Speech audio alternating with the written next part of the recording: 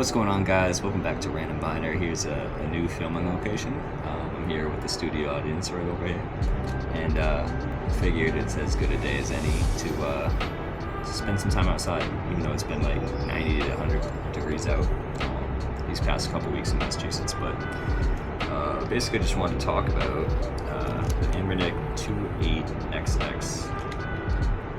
Yeah, 28XX, 2.8-inch screen, the XX chip. So basically, this is my third Anbernic device. I had the Anbernic 35XX. That's it. Not the plus version, the normal one. Looks like a Game Boy color. It's the atomic purple color, and has a beautiful screen. I will say it. I used it. I had never had an emulation device, so I used it to play a lot of GBA games. I played a lot of The Incredibles on it. I played some Pokemon, of course, as one does with any emulation device. I played a little bit of Avatar: The Last Airbender for GBA. I played some Advance Wars, some stuff like that, and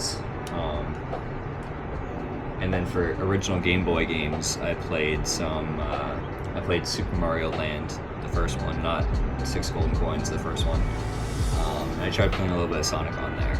But the problem I was running into was the vertical form factor. My hands would cramp a bit after that, after like 20-30 minutes, and I've never really had that issue.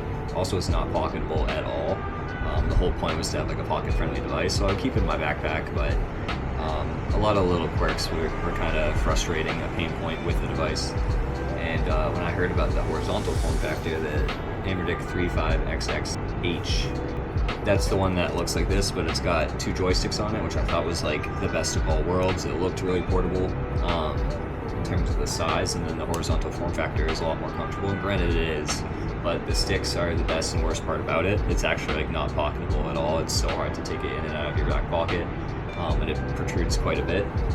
And at that point, I was like, damn, am I just crazy trying to find this like perfect, like bring on the go type of handheld, like while you're waiting for the train, while you're, literally while I was waiting in line at the dentist's office. And I was like trying to bust this thing out, and just wasn't quite pocket friendly, unless I wanted to not bring my keys, which is not a good look. Trying to make sure Duncan doesn't knock over my new camera. And that's where this thing enters, is the 28XX. And a lot of people kind of complained about it when it was announced. It's like, why would you want a slightly smaller 35XXH with no joysticks? But that is the whole thing that makes this thing so pocket friendly.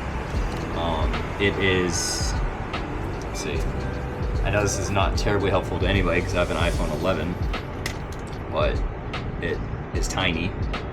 It's about the size of two to 3 Tic Tac boxes. I have no idea, but it's really sleek and it's extremely comfortable to use. And I've been kind of using it through my emulation process. I kind of fell in love with the Sega Genesis, which I had as a kid, but I just didn't really play it terribly much after graduating to the N64 and stuff like that.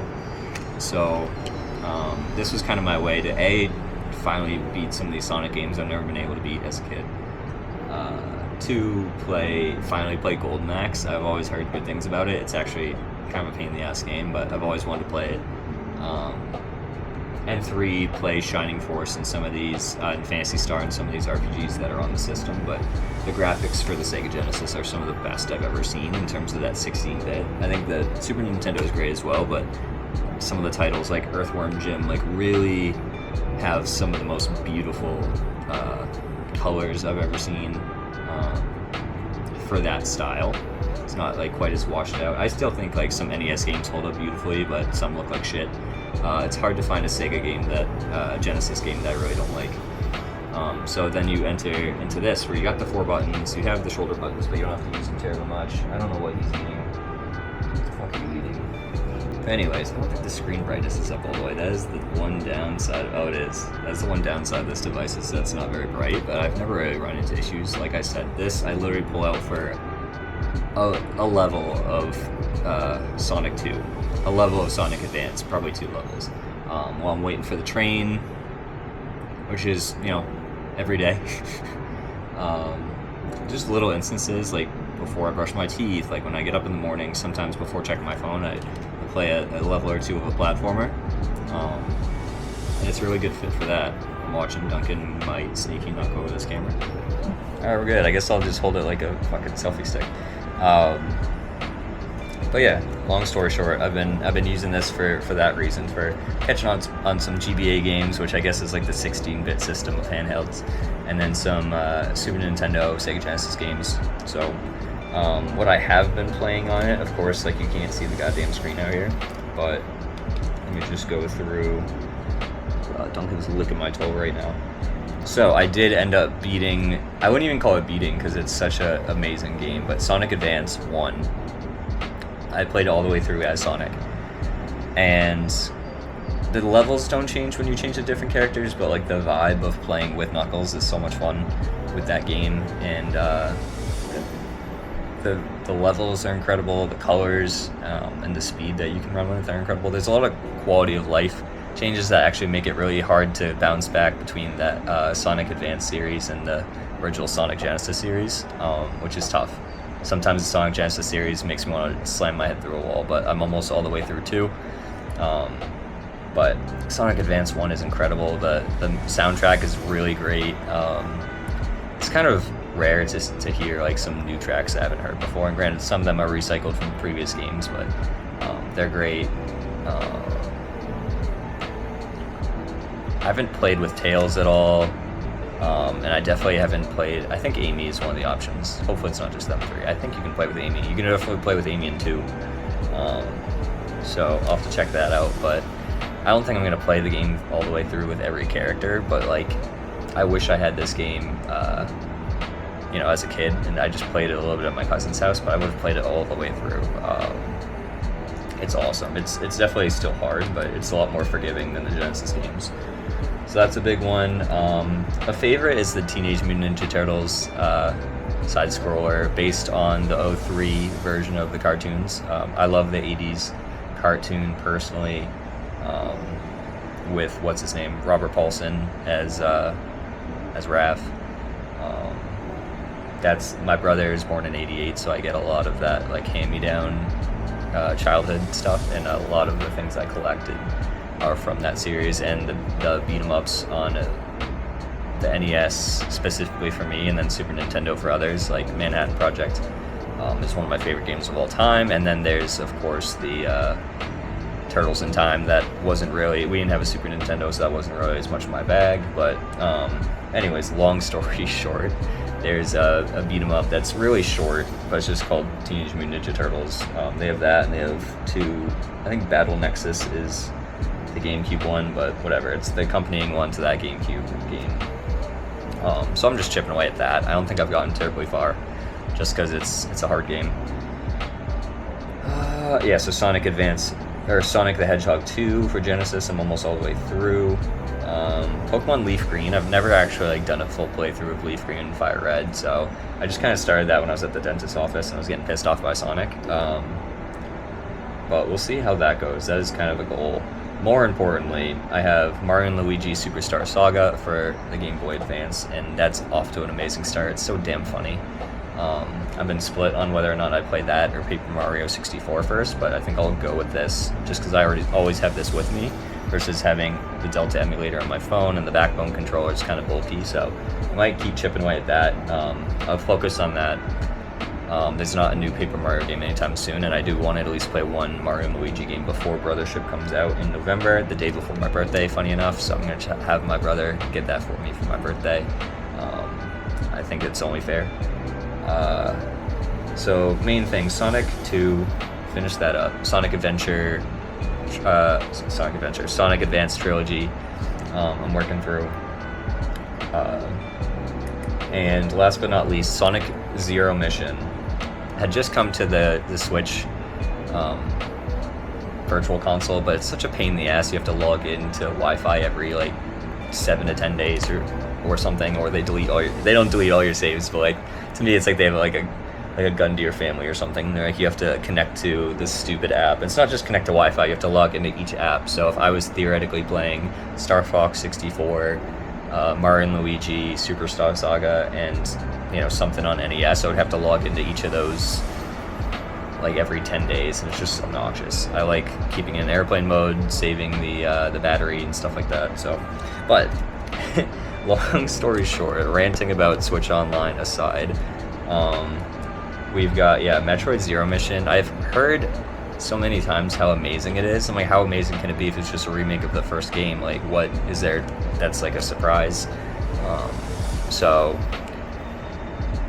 it's really good. The music, I'm such a Metroid Prime 1 fan, so the music is really reminiscent. All the sound effects, the scanning in, the saving, animation, and obviously it was made around the same time as Metroid Fusion, I believe. I don't know if it came before or after, but like it was the same generation as Metroid Fusion, which was, I want to say, released the same day. It was, work with me here. There was Metroid Prime Hunters, or Metroid Hunters, whatever, for the DS. Oh, that must have been the same time that Metroid Prime 2 Echoes came out. Either way, there's synergy there between the GameCube and the Game Boy Advance. So obviously they made that in mind and tried to connect the two, or connect the 2D series to the 3D series. But being such a fan and seeing, I guess, them bringing that all together and making this timeless game in Zero Mission is incredible. There are a few cutscenes, which is really cool to see on the GBA. Stuff like that is always fascinating. So, and it's hard.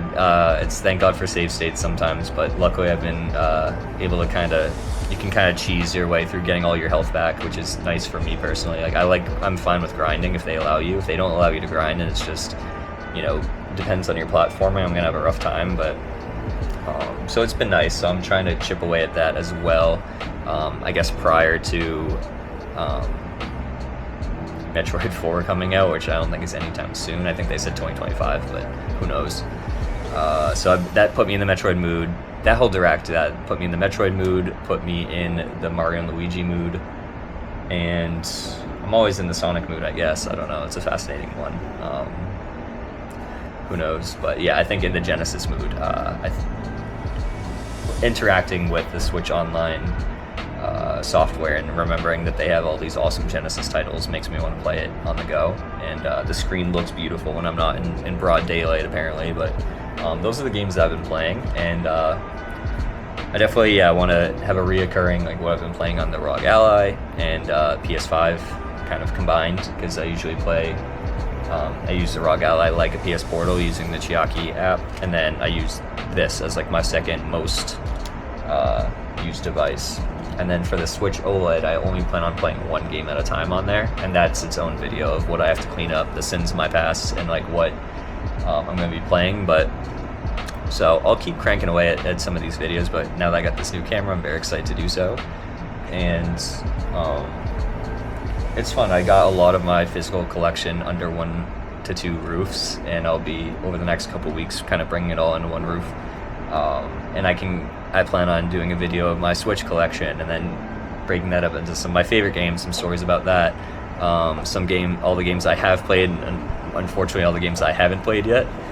And we'll see how that all comes together. I think I'll start with that and work my way backwards, and then finally when I have like my Genesis carts and my NES carts, we can kind of run through those and maybe play them for the first time. Like, I definitely haven't played like the Tiny Toons game on NES in years, so it'd be fun to play that on original hardware if I can get that hooked up. So that's some stuff coming to the future of this channel, but ultimately I just wanted to kind of sit outside, talk about like my little portable games, and just kind of hang out with Duncan here. So he's been a good studio audience.